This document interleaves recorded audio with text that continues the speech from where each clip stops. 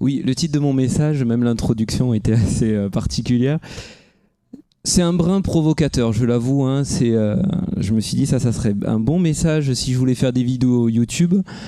L'Église est-elle utile? Avant de partir, attendez la réponse que l'on va voir aujourd'hui. C'est une question qui peut-être paraît provocatrice, qui, je pense, il y a quelques années en arrière ne se posait absolument pas.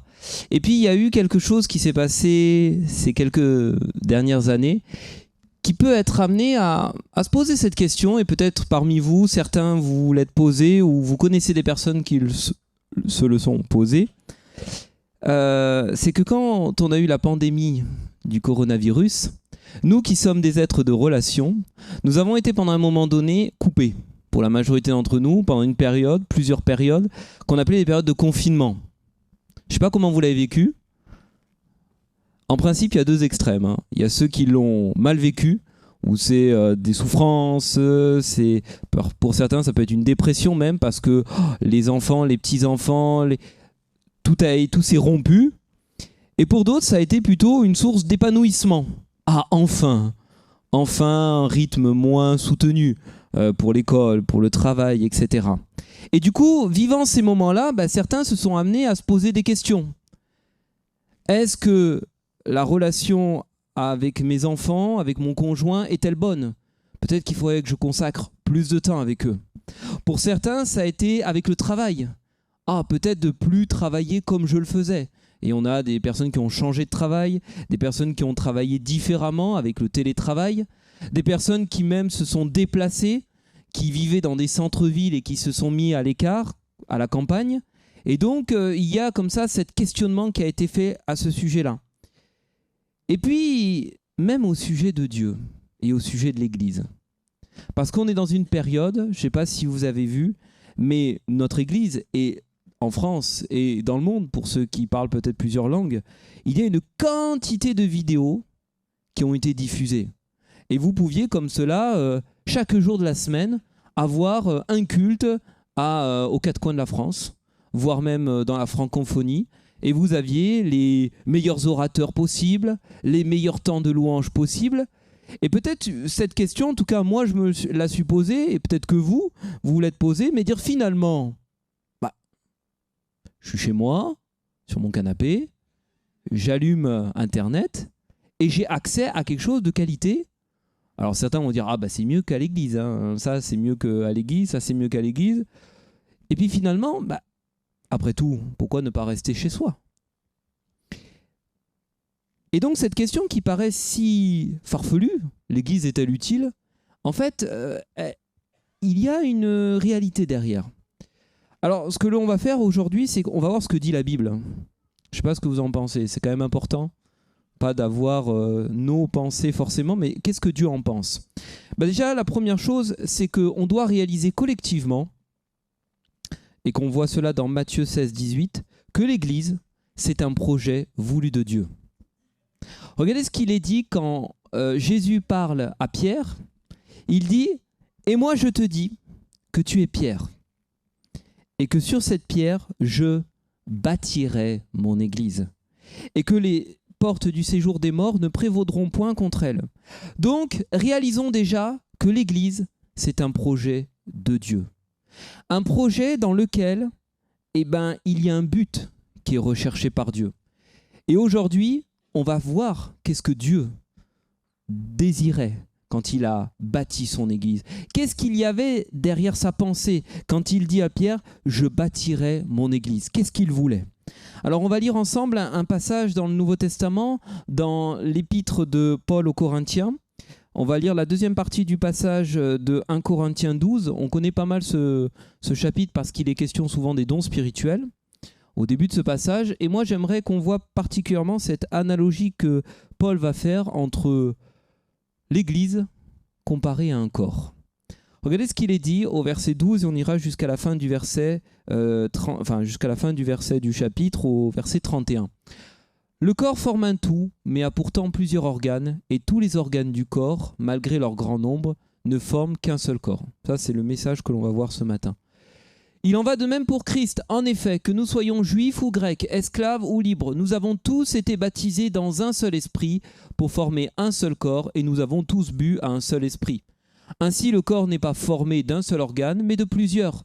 Si le pied disait « Puisque je ne suis pas une main, je n'appartiens pas au corps », ne ferait-il pas partie du corps pour autant? Et si l'oreille disait « Puisque je ne suis pas un œil, je n'appartiens pas au corps », ne ferait-elle pas partie du corps pour autant? Si le corps était un œil, où serait l'ouïe? S'il était tout entier l'ouïe, où serait l'odorat? En fait, Dieu a placé chacun des organes dans le corps comme il l'a voulu. S'ils étaient tous un seul organe, où serait le corps? Il y a donc plusieurs organes, mais un seul corps. L'œil ne peut pas dire à la main « je n'ai pas besoin de toi », ni la tête dire aux pieds « je n'ai pas besoin de vous ».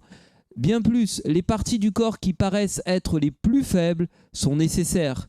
Et celles que nous estimons être les moins honorables du corps, nous les entourons d'un plus grand honneur.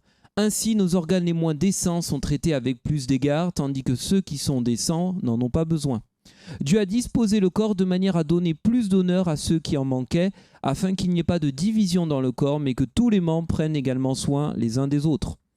Si un membre souffre, tous les membres souffrent avec lui. Si un membre est honoré, tous les membres se réjouissent avec lui. Vous êtes le corps de Christ et vous êtes ses membres, chacun pour sa part. Dieu a établi dans l'Église premièrement des apôtres, deuxièmement des prophètes, troisièmement des enseignants. Ensuite viennent les miracles, puis les dons de guérison, les aptitudes à secourir, à diriger, à parler diverses langues. Tous sont-ils apôtres? Tous sont-ils prophètes? Tous sont-ils enseignants? Tous font-ils des miracles? Tous ont-ils des dons de guérison? Tous parlent-ils en langue? Tous interprètent-ils? Et il conclut par aspirez aux dons les meilleurs. Et je vais encore vous montrer la voie par excellence qu'on voit au chapitre 13 et que je garderai à la fin du message. Si on contextualise ce passage, nous sommes dans une épître que Paul a écrite aux Corinthiens, une église qu'il a fondée 4-5 ans auparavant. Et dans cette lettre-là, on l'aime particulièrement parce qu'il y a plein de sujets qui sont évoqués. Le sujet de l'unité ou de la division entre les chrétiens. Le sujet du culte, comment s'organise le culte. Parfois, il est même question aussi de la résurrection. Et puis, dans ce passage, comme je vous l'ai dit, il va utiliser une analogie qui se faisait régulière à l'époque, une image, en prenant l'Église comme le corps. Souvent, on prenait l'image d'un corps pour parler d'un groupe social. Et Paul va utiliser la même chose. Et il va nous montrer en quoi on peut faire un lien entre notre corps, comment il fonctionne, comment il s'organise, et l'Église. Le premier point du message, si je prends le verset 12, le corps forme un tout. On le voit au verset 12, le corps forme un tout. C'est-à-dire, il n'y a donc qu'un seul corps. C'est-à-dire une seule Église. Dieu n'a pas voulu bâtir plusieurs églises, mais il a dit à Pierre, je bâtirai mon Église. Alors bien évidemment, je ne parle pas des églises locales, là je parle de l'Église universelle. Sinon, on devrait peut-être aller faire des kilomètres pour se rendre à un lieu précis, peut-être dans un autre pays. Non. Dieu a voulu une Église universelle. Et donc, cela a une conséquence toute naturelle, c'est qu'il va tout faire pour préserver l'unité de cette Église, pour que ce corps forme un tout, et enlever tout ce qui pourrait être facteur de division dans l'Église. Et pourquoi Dieu a-t-il tant d'importance à avoir créé une seule Église et de maintenir l'unité dans celle-ci? Eh bien tout simplement parce que l'Église reflète qui il est, sa personne. On le voit au verset 13, on a tous été baptisés dans, ou par, selon les versions, un seul et même esprit. Il n'y a qu'un esprit. Et regardez au verset 4 à 6 que l'on n'a pas lu mais qui est juste un peu avant notre passage, il dit, il y a toutes sortes de dons mais un seul esprit. Il y a toutes sortes de services mais c'est le même Seigneur. Il y a toutes sortes d'activités mais c'est le même Dieu. Comme Dieu est un, il veut que l'Église soit une. Elle reflète qui il est. Et si l'Église est divisée, elle ne reflète pas l'image de Dieu. Alors justement, pour maintenir cette unité, il va mettre des garde-fous. Et il y en a deux. Le premier, vous le connaissez, c'est Christ. On le voit dans Éphésiens 5, 23, il est la tête. Il est le chef de l'Église qui est son corps et dont il est le sauveur. Le mot chef, le mot tête en grec, c'est le même mot, c'est képhalé. Et képhalé, qu'est-ce que ça veut dire? C'est quelqu'un qui dirige, c'est quelqu'un qui oriente les choses. Et donc l'Église, par extension, elle est sous la direction de Christ. Elle est sous son autorité. Et si aujourd'hui dans le monde il y a des églises qui ont le nom peut-être d'église, mais qui ne donnent pas à Christ cette autorité, ce n'est pas comment Dieu voit les choses. D'ailleurs, la Bible donnera plein d'exemples. Il y a l'idée de Christ qui est la tête, mais qu'il est aussi la pierre angulaire, qu'il est le fondement, le rocher. Cela montre que l'Église sans Christ, elle ne tient pas. Mais l'Église aussi peut tenir grâce à Christ. Cette unité-là, c'est Christ qui va la maintenir. D'ailleurs, souvent les catholiques ont pris l'exemple de Matthieu 16-18 en disant voici, Christ dit, je te dis que tu es Pierre et que sur cette pierre je bâtirai mon église. Donc, Pierre, premier pape. Déjà, Pierre, il avait une femme, donc déjà après, bon, mais ça voilà. Mais je te dis que tu es Pierre et que sur cette pierre je bâtirai mon église. Mais ce qui est très intéressant, c'est de savoir qu'est-ce qui s'est passé dans quelques versets au-dessus. Et quand il dit ça à Pierre, c'est quand Pierre lui dit mais tu es Christ, le Fils du Dieu vivant. Et c'est là où il dit et je te dis que tu es Pierre et que sur cette pierre je bâtirai mon église. Sur lui. C'est sur lui que l'église tient. Et aujourd'hui, par grâce, elle tient encore. 2000 ans après, elle tient par grâce à Christ. Quand on voit les premiers temps de l'Église, les 3 premiers siècles où il y a eu des martyrs, où les personnes étaient mises à mort pour leur croyance, quand on voit qu'encore aujourd'hui dans certains pays, être chrétien, c'est être exclu de leur famille, c'est être mis à mort, et quand on voit qu'il y a encore une Église qui progresse, c'est un miracle. Mais parce qu'il y a Christ qui est là. La deuxième chose, c'est le Saint-Esprit. C'est le Saint-Esprit. Il est dit que nous soyons juifs ou grecs, esclaves ou libres, nous avons tous été baptisés dans un seul esprit pour former un seul corps. Le corps, c'est l'Église. Nous avons tous reçu le Saint-Esprit à la Pentecôte. Et ce n'est pas, alors parfois c'est peut-être dans notre jargon pentecôtiste, où nous on attache au Saint-Esprit une place qui est très importante, le baptême du Saint-Esprit, les dons spirituels, mais il ne faut pas oublier qu'on a le Saint-Esprit dès la conversion. En nous, nous sommes le temple du Saint-Esprit. Ce n'est pas réservé à une élite. Le Saint-Esprit, il est à tout le monde. Et il est en nous. Et le Saint-Esprit, finalement, il est comme le liant qui va souder nos liens. Parce que regardez dans ce passage, que l'on soit juif ou grec, que l'on soit esclave ou libre, c'est le Saint-Esprit qui nous permet de former un seul corps. Alors, qu'est-ce que ça recouvre ces mots ? Juif et grec, il faut imaginer les différences que ça pouvait être culturelles à cette époque, entre un juif et un grec, dans la mentalité, dans la vision des choses. Et pour certains, vous le savez, entre un esclave et un libre, les différences immenses qu'il y avait. Entre un esclave qui n'avait pas la possibilité de pouvoir décider de ses déplacements, de son travail, de plein de choses, et quelqu'un qui est libre. Et pourtant, malgré ces grandes différences entre ces personnes, le Saint-Esprit est là pour lier toutes ces pierres, comme un mur, comme le ciment. On lie les pierres les unes aux autres pour former un seul corps. Amen. Gloire à Dieu. Nous sommes ce corps. Alors donc, quel que soit mon héritage, quel que soit mon arrière-plan culturel, je ne peux pas dire que je ne fais pas partie de l'Église. Et je ne peux pas être rejeté de l'Église. Regardez ce qu'il est dit au verset 15 à 16. Si le pied disait « Puisque je ne suis pas une main, je n'appartiens pas au corps », ne ferait-il pas partie du corps pour autant ? Et si l'oreille disait « Puisque je ne suis pas un œil, je n'appartiens pas au corps », ne ferait-elle pas partie du corps pour autant ? Alors là, ça peut nous faire poser des questions. L'Église, elle est dans notre ADN. Elle fait partie de notre corps. Et on ne peut dire « Seigneur, moi je reçois du Seigneur qu'il faut que je m'éloigne de tout le monde et que je m'isole devant peut-être mon écran ou autre chose et puis que je ne partage pas l'Église. » Et puis on ne peut pas dire à quelqu'un « toi, tu n'as pas ta place ici, dehors. » Quand on est enfant de Dieu, nous faisons partie de l'Église. Amen.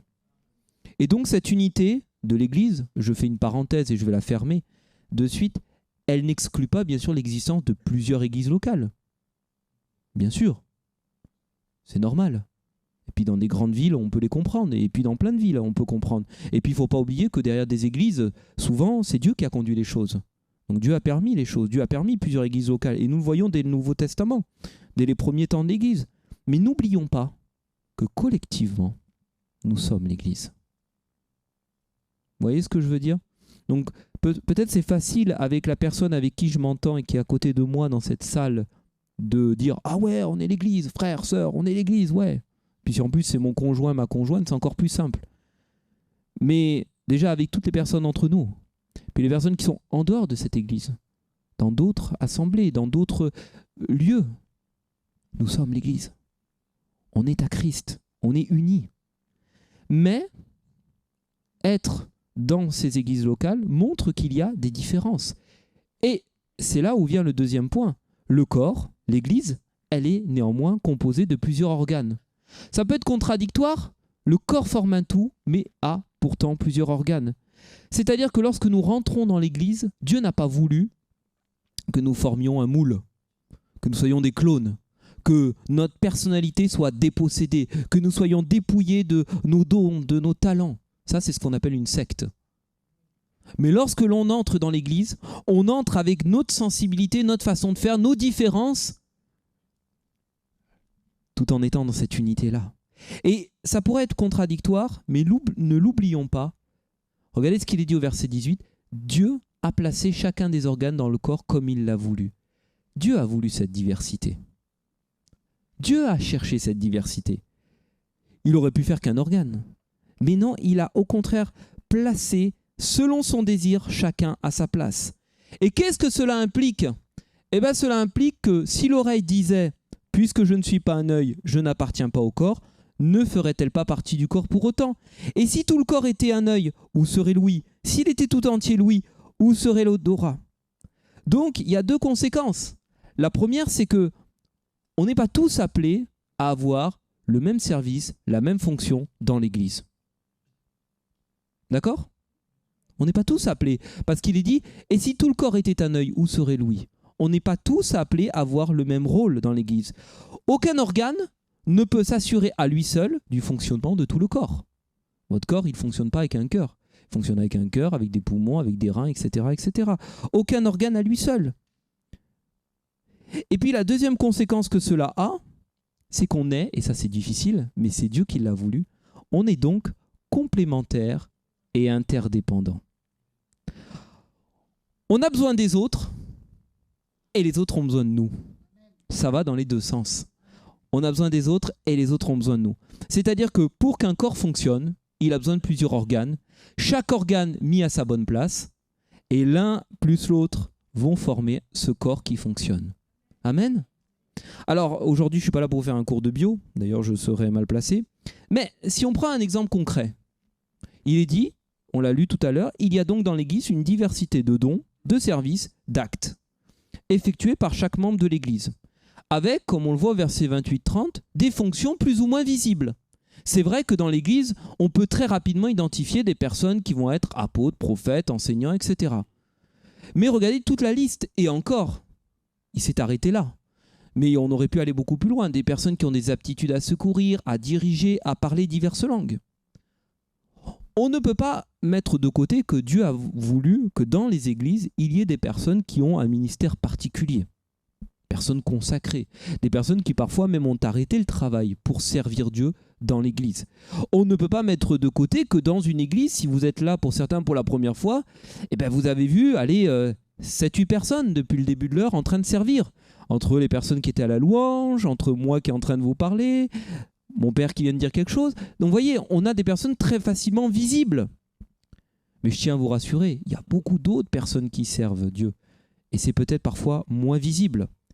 Mais même si Dieu a établi des personnes à des fonctions précises, a donné à chacun une place, on n'est pas appelé à prendre la place de quelqu'un d'autre.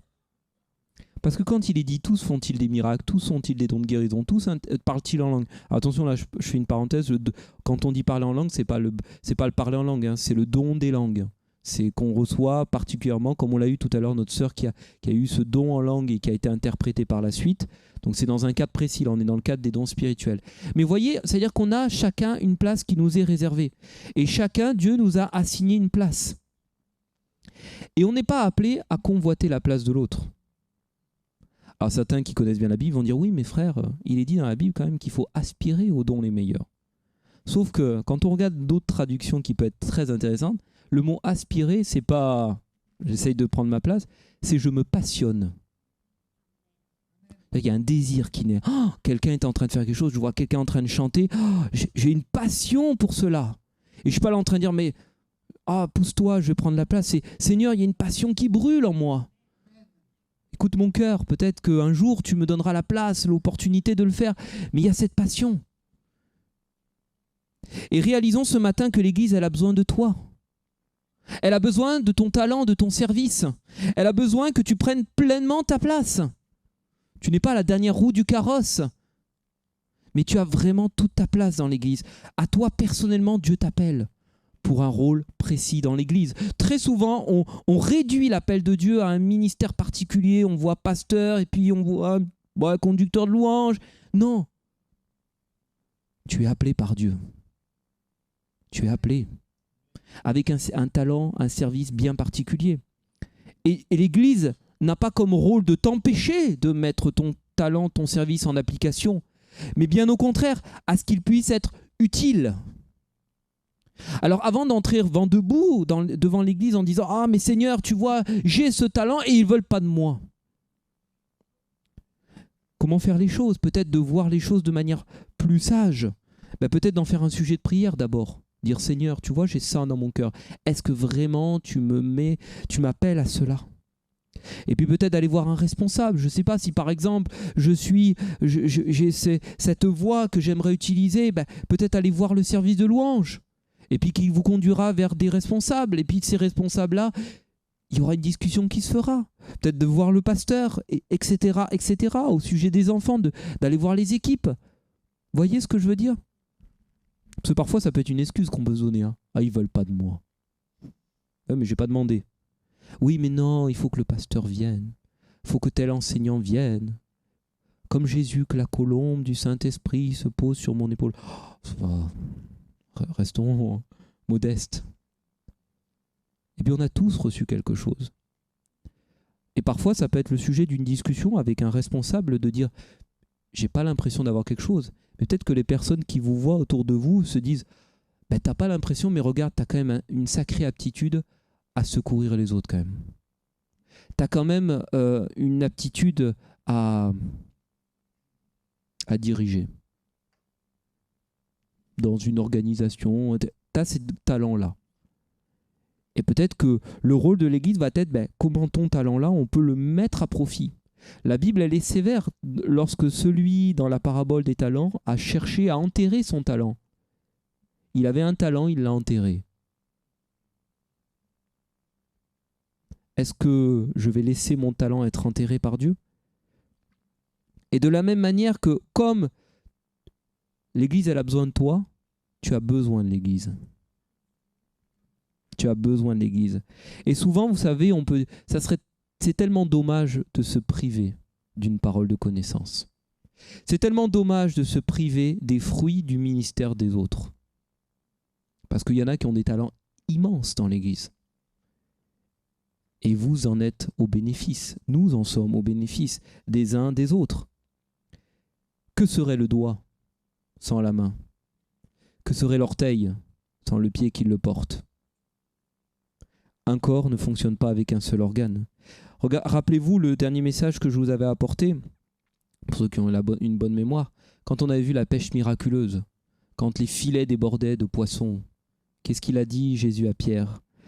Il y a un moment donné, les filets étaient tellement importants, il y a une autre barque qui est venue, il appelle une autre barque. Et c'est là où Jésus était déjà en train d'enseigner. Pierre, tu vois, tu auras besoin des autres.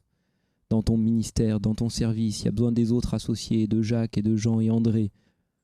Et c'est là où les apôtres ont commencé, et l'Église a commencé comme cela. Et puis d'ailleurs, si on prend l'exemple de Corinthe, cette Église de Corinthe, on voit Paul, mais c'est pas que Paul. Regardez ce qu'il est dit au verset 6 du chapitre 3. « Moi, Paul, j'ai planté, j'ai fondé l'Église. Apollos a arrosé. Il a enseigné après lui. Mais c'est Dieu qui fait croître. » Et ce que j'aime beaucoup, c'est l'humilité de Paul. Parce que regardez ce qu'il a mis juste après. « Celui qui plante et celui qui arrose ne sont qu'un. » C'est-à-dire qu'il n'y a pas une ordre de priorité, mais en même temps, il y a cette idée d'interdépendance tendant vers l'unité. Amen. Et d'ailleurs, c'est le troisième point de mon message. Et ça peut paraître ça peut paraître répétitif par rapport au départ, mais non, parce que ça prend tout son sens maintenant. Tous les organes ne forment qu'un seul corps. Tous les organes du corps, malgré leur grand nombre, ne forment qu'un seul corps. Dieu a voulu cette diversité, c'est un projet de Dieu. Mais il y a un challenge, c'est l'unité. Dieu a voulu une église, il l'a bâtie, elle est unie, elle forme un tout. Il a placé une diversité de dons, de talents, de services dans cette église, mais il appelle à ce que nous formions qu'un seul corps, à ce qu'il y ait cette unité-là. Et donc cela va exiger de notre part un comportement, une attitude. J'ai pris 4 points, 4 comportements que l'on peut avoir. Le premier, versets 21-22. L'œil ne peut pas dire à la main « je n'ai pas besoin de toi », ni la tête dire aux pieds « je n'ai pas besoin de vous ». Bien plus, les parties du corps qui paraissent être les plus faibles sont nécessaires. C'est-à-dire que l'Église, elle doit, première chose, intégrer tout le monde. L'Église doit intégrer tout le monde. Le risque, vous savez lequel c'est qu'on considère que dans l'Église, cet organe, il ne sert à rien. Comme dans notre corps. Vous savez, des fois, notre corps, on dit « oh, écoute, si on peut m'enlever ça, finalement, ça me fera moins souffrir, etc. » Et parfois, on a un peu la même réflexion avec l'Église. « Oh Seigneur, les parties les plus faibles, entre nous, telle personne, elle est casse-pied quand même. Si elle partait de l'Église, ça fonctionnerait quand même mieux. » Non, mais vous êtes... il n'y a que moi qui pense ça. Voilà. Je me permets. Mais des fois, c'est un peu notre réflexion. Des fois, on se dit « oh Seigneur, quand même, l'Église fonctionnerait bien quand même. » Et puis, on n'a pas besoin de lui, de elle, etc. Non, on ne doit pas exclure.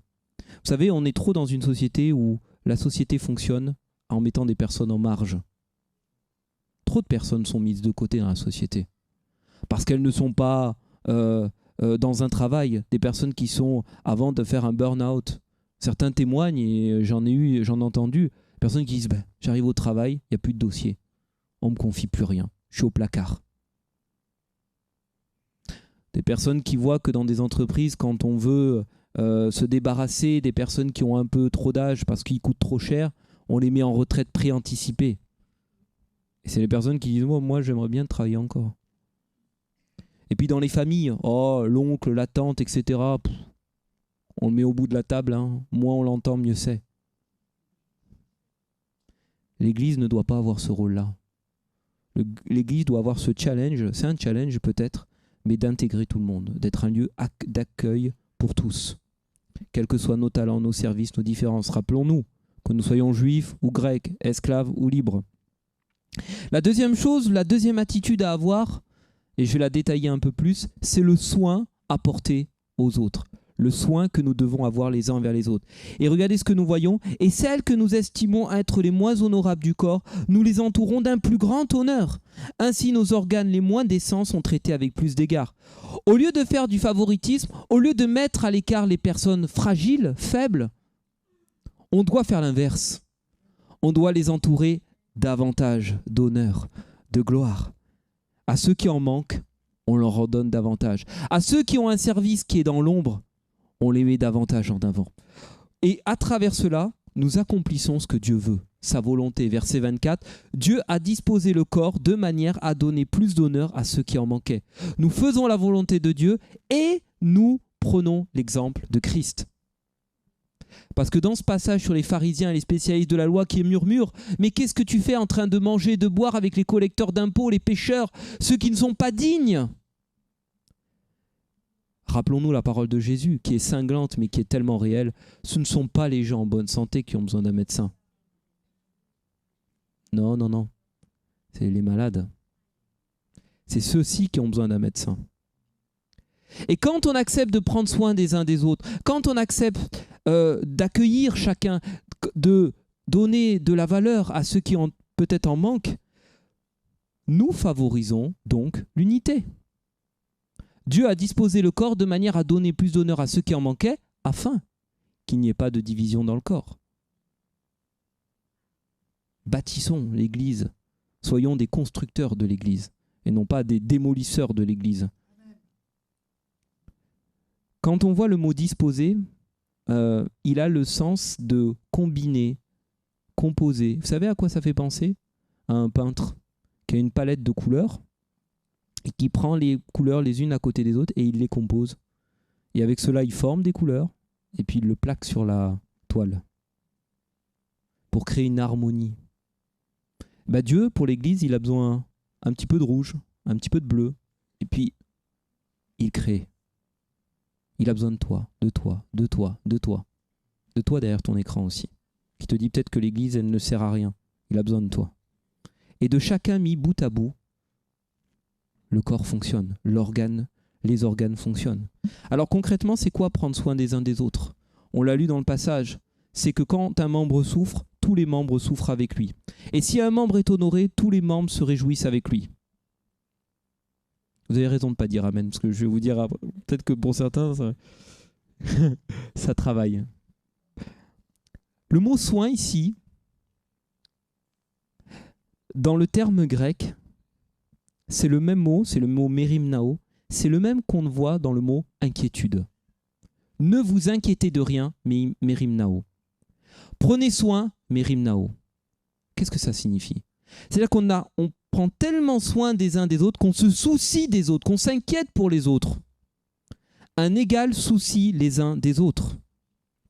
Et qu'est-ce que ça amène? Ça amène à partager, à porter les poids, partager la souffrance. C'est de là d'où vient le mot de la compassion. Je partage la souffrance de l'autre. Je l'écoute. J'en fais un sujet de prière. Si je reprends mon exemple du corps, quand un organe fonctionne moyennement, qu'est-ce qui se passe? On compense, temporairement. Si mon frère, ma sœur est dans un service et il est complètement épuisé, je le remplace. Je prends ta place. Mais pas pour t'écraser en te disant que tu es inutile et que tu sers à rien, mais je prends ta place pour te porter, te soutenir. D'ailleurs, dans Galates 6.2, il est dit de porter les fardeaux les uns des autres, dans cette même pensée. Mais aussi, on partage autre chose. Et là, c'est dur. Là, on a besoin de l'aide du Seigneur. On partage aussi la joie. Amen. Partage la joie. Ça demande de sortir de l'égoïsme, d'une attitude qui est décentrée sur soi pour se réjouir de l'autre. Lorsqu'un membre est mis à l'honneur, on se réjouit. Alléluia. Merci pour les fruits que tu récoltes. Merci pour l'œuvre de Dieu qui avance grâce à toi. Merci parce que grâce à toi, le service Intel fonctionne. Merci parce que tu es fidèle et par ta fidélité, il y a des gens qui sont touchés, etc. Et je suis profondément dans la joie. Parce qu'on est capable d'être fier. Fier, et souvent on le voit ça, et mon fils, il est devant. On est fier de ses enfants, de ses petits-enfants. Quand on les voit réussir, quand on les voit, il a fait une performance sportive, artistique, scolaire, etc. Et une vraie fierté. C'est pas un égoïsme, mais une vraie fierté. Mais pour mon frère et ma sœur dans l'église, déjà qu'il m'a pigné à ma place, que je la convoitais. Mais on doit être vraiment fier. Et donc, il y a une conséquence. Rassurez-vous, j'ai bientôt terminé. Il y a une conséquence. Vous savez laquelle c'est? C'est versets 23-24. Et là, c'est encore pire. Là, je vais aller encore plus loin. Nos organes les moins décents sont traités avec plus d'égard, tandis que ceux qui sont décents n'en ont pas besoin. Vous savez ce que ça veut dire? Il y en a peut-être plein aujourd'hui qui vont dire « Oh Seigneur, mais je suis faible devant toi. Comme ça, j'ai besoin de plus d'égard, de plus d'honneur. » Mais ça veut dire que nous qui courons souvent après la reconnaissance, qui est un moteur, un carburant, c'est pas une mauvaise chose. Parfois, on est peut-être avare en reconnaissance, mais c'est important. Mais cela ne doit pas être quelque chose qui doit nous motiver dans notre service.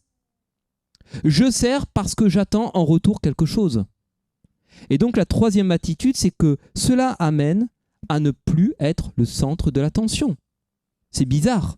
Mais si on veut que l'Église fonctionne, si on veut que cette Église soit unie, le moi, il doit réduire. Il doit réduire. Parce que, concrètement, je vais être appelé à servir et à agir parfois sans être vu des autres. Qu'est-ce que je fais? Pour les jeunes, qu'est-ce que je fais? Pour les moins jeunes, qu'est-ce que je fais? Quoique les moins jeunes le maîtrisent de plus en plus. Je fais une vidéo sur les réseaux sociaux en expliquant, regardez ce que j'ai fait. Alors là, le ménage, nickel, ça, nickel, ça, nickel. J'ai parlé de Dieu, tac, photo avec la personne à qui j'ai parlé de Dieu. Amen. Le royaume de Dieu a grandi grâce à moi. Un peu ça les réseaux sociaux aujourd'hui. Parce que forcément, on ne nous voit pas. Ah bah, non, on a envie d'être vu. Et puis si on est en discussion avec quelqu'un, on fait oui. Ben moi, j'ai ramené tant de personnes à Dieu. Hein. Et puis, ils se sont fait baptiser. Hein. Fois, je me dis, Dieu, il est en haut, il doit faire... Mon Dieu. Déjà, toi, tu as besoin de beaucoup, beaucoup de grâce. Mais des fois, ça me fait penser à cette parabole qu'on utilise très souvent, qui est le fils prodigue, en fait. Lorsque le fils prodigue est parti dilapider l'héritage et qu'il est revenu et que le père l'a couvert d'honneur, de joie, il lui a donné le veau engraissé. Regardez l'attitude du fils aîné. Et quand je prêchais ce passage, souvent je me suis dit, je me demande si c'est pas lui qui est égaré. Souvent on parle du fils prodigue, mais c'est pas le bon qu'on pense. Parce que regardez ce qu'il est dit quand le père lui dit « Mais toi mon enfant, tu es toujours avec moi et tout ce qui est à moi est à toi. Mais il fallait bien faire la fête et se réjouir car ton frère que voici était mort et il a repris vie, il était perdu et il a été retrouvé. » Ce fils aîné qui a été fidèle, qui a servi le père, qui est resté dans l'église, c'est le chrétien lambda. De tradition peut-être même. Mais il est dans l'incompréhension que la personne qui vient d'arriver, qui était dans le péché, elle est au-dessus de lui. Ou elle est tous les honneurs. Alors que c'était à lui que devaient revenir les honneurs. Je dis pas ça parce que y a mon frère qui est en dessous, mais non, il n'y a aucune image. Hein. Il n'acceptait pas de partager la joie. Et là, la réponse du Père, qui est l'image de Dieu, va être cinglante. Et c'est peut-être quelque chose, parce que honnêtement, la reconnaissance, on est tous, qu'on soit honnête ce matin, on la recherche tous. Mais quand on l'a pas, qu'est-ce qu'on fait? On quitte notre service? On part de l'église? Ça peut être une pensée que certains peuvent avoir. Mais regardez ce que le Père dit, et c'est un encouragement que je veux vous donner ce matin. Toi, mon enfant, tu es toujours avec moi. Et tout ce qui est à moi est à toi. Deux choses. Tu es toujours avec moi. C'est-à-dire, ne t'inquiète pas. Dieu te voit. Et sa présence te suffit à ses côtés. Et puis la deuxième chose, quand il lui dit, tout ce qui est à moi est à toi, c'est-à-dire, tu as un héritage. Tu es enfant de Dieu. Et donc, en tant qu'enfant de Dieu, il y a un héritage qui t'est réservé. Alors ne cherche pas, si tu l'as la reconnaissance, tant mieux. Mais d'abord et avant toute chose, tu as la présence de Dieu à tes côtés. Il t'accompagne, il est avec vous tous les jours jusqu'à la fin des temps. Et puis, il y a également cet encouragement qu'un héritage nous est réservé. Et puis la dernière chose, pour certains vous le connaissez, et c'est la quatrième attitude, c'est la voie par excellence. Alors ça, c'est le verset, et j'en fais partie, qui a été utilisé à profusion dans les mariages. Le 1 Corinthiens 13, mais à l'origine, c'est pour l'Église. Et c'est entre deux chapitres, le 12 et le 14, qui sont sur les dons spirituels. Et comme si Paul faisait pause, chapitre 13, et on revient après aux dons spirituels. Il va montrer la voie par excellence, vers laquelle on doit tous tendre. Et ce que je vais vous demander ce matin, c'est, je vais vous solliciter un tout petit peu, c'est qu'on va le lire ensemble, comme une déclaration. On n'est pas là pour se scruter les uns les autres. Hein. Peut-être certains vont prendre des notes. Ah, il a dit ça. Hein. Je le retiens pour la prochaine fois. Mais c'est aussi peut-être même une prière de dire « Seigneur, aide-moi. Aide-moi à tendre vers cette voie par excellence. » Vous êtes prêts? L'afficher? On va doucement. On s'arrête au mot, au terme. L'amour est patient. Il est plein de bonté. L'amour n'est pas envieux. L'amour ne se vante pas. Il ne s'enfle pas d'orgueil. Il ne fait rien de malhonnête. Il ne cherche pas son intérêt. Il ne s'irrite pas. Il ne soupçonne pas le mal. Il ne se réjouit pas de l'injustice, mais il se réjouit de la vérité. Il pardonne tout, il croit tout, il espère tout, il supporte tout. L'amour ne meurt jamais. Amen. Considérons ce passage et demandons ce matin l'aide du Saint-Esprit pour l'appliquer. Alors tout simplement pour conclure, pour reprendre ce qu'on a vu, réalisons déjà, peut-être pour certains d'entre nous, et vous qui êtes aussi en ligne, que l'Église c'est un projet que Dieu a voulu. Et Dieu a voulu ce projet-là avec comme objectif de nous amener à vivre entre nous l'unité. Malgré nos différences, il nous a laissé Christ, qui est la tête, et le Saint-Esprit qui est là pour souder nos liens. Mais cette unité-là ne veut pas dire uniformité. Elle ne veut pas dire qu'on a tous le même avis. Au contraire, il y a dans l'Église une diversité de talents, de services, donnant à chacun une place précise. Mais pour éviter que nous soyons divisés, il va nous laisser un comportement que l'on doit tendre, d'avoir de l'amour les uns pour les autres, d'intégrer chacun et de porter du soin à l'égard des autres. Amen. Seigneur Jésus, nous te remercions pour ce que tu fais. Oh, à toi revient toute la gloire. C'est vrai que ce message, Seigneur mon Dieu, nous amène à nous questionner. Peut-être ça peut être, tu vois, notre investissement dans l'Église qui peut être questionné, notre service. Peut-être que nous avons perdu l'objectif que tu avais fixé d'être cette Église qui a comme projet de l'unité. Peut-être, Seigneur, tu vois, nous avons peut-être mis de côté certaines personnes. Nous ne les avons pas suffisamment entourées d'honneur, ou nous les avons rejetées, ou nous nous sommes peut-être nous-mêmes exclus de l'Église. Mais Seigneur, tu vois, tu nous rappelles ce matin, chacun et chacune, que nous avons besoin de faire partie de ce corps, de mettre à profit ce que tu nous as donné dans ce corps. Et aide-nous à développer en nous les attitudes que tu attends de nous, d'avoir de l'amour les uns pour les autres, d'avoir, tu vois, un soin particulier. Aide-nous à voir, Seigneur, les personnes qui ont besoin de ton aide, et d'être cette oreille attentive, d'être ce réconfort, ce soutien, peut-être même à remplacer quelqu'un qui est dans la souffrance.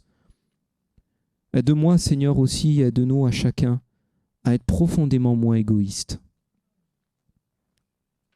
à apprendre à nous décentrer de nous-mêmes pour nous centrer sur toi, sur les autres. Tu vois, nous avons chanté ce matin « Chercher d'abord ». C'est pas chercher d'abord, on ne vient pas ici, Seigneur mon Dieu, pour chercher notre intérêt. Et pardon si nous avons trop souvent cherché nos besoins, nos réponses, nos prières. Mais Seigneur, d'abord nous voulons te chercher toi et chercher, Seigneur, aussi la joie dans les yeux des autres, quand ils sont mis en honneur, quand ils sont bénis, quand ils sont relevés, quand ils sont guéris. Nous voulons vraiment partager cette joie. Que ton nom soit glorifié, que ton nom soit béni, mon Dieu. Amen.